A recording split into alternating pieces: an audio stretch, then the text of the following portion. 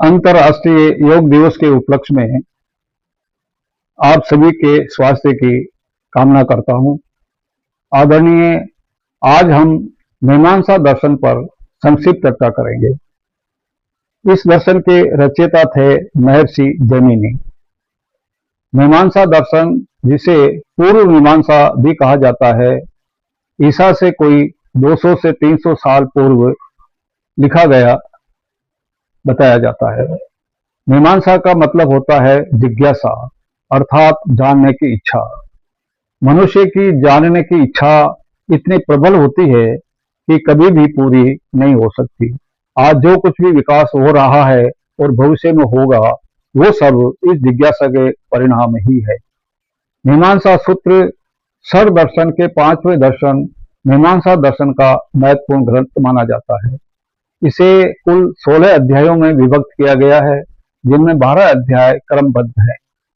ग्रंथ का आरंभ ही अथा तो धर्म जिज्ञासा से होता है, अर्थात करने योग्य कर्मों को जानने की इच्छा रखना।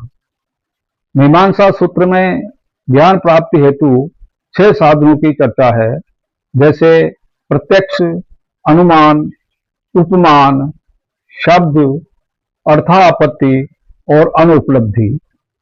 इस ग्रंथ के तत्व सिद्धांत अद्भुत हैं, इसीलिए इसे कुछ लोग अनिश्वरवादी भी मानते हैं। इस दर्शन में आत्मा, परमात्मा, ब्रह्म, जगत आदि का कोई विवेचन नहीं है। इसके अनुसार तो मंत्र ही सब कुछ है, वही देवता हैं, यानी देवताओं की अलग से कोई आवश्यकता नहीं है। जब हमसे कोई अपराध हो जाता है, तो उसकी सजा हमें लौकिक पुरुष द्वारा बनाए गए प्रावधानों के अंतर्गत ही मिल जाती है।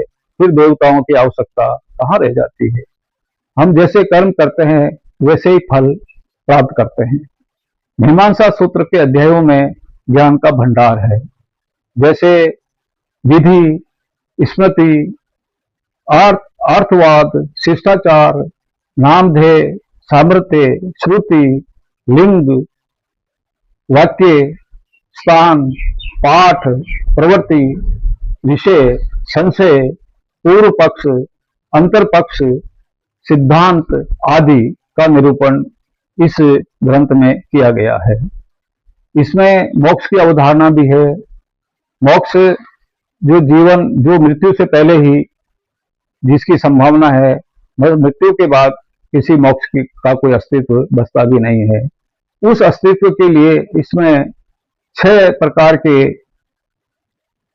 कर्म बताए गए हैं, जैसे शब्दांतरण, अभ्यास, संख्या, गुण और प्रकरणांतर। इन कर्मों के माध्यम से कोई भी व्यक्ति मोक्ष को उपलब्ध हो सकता है।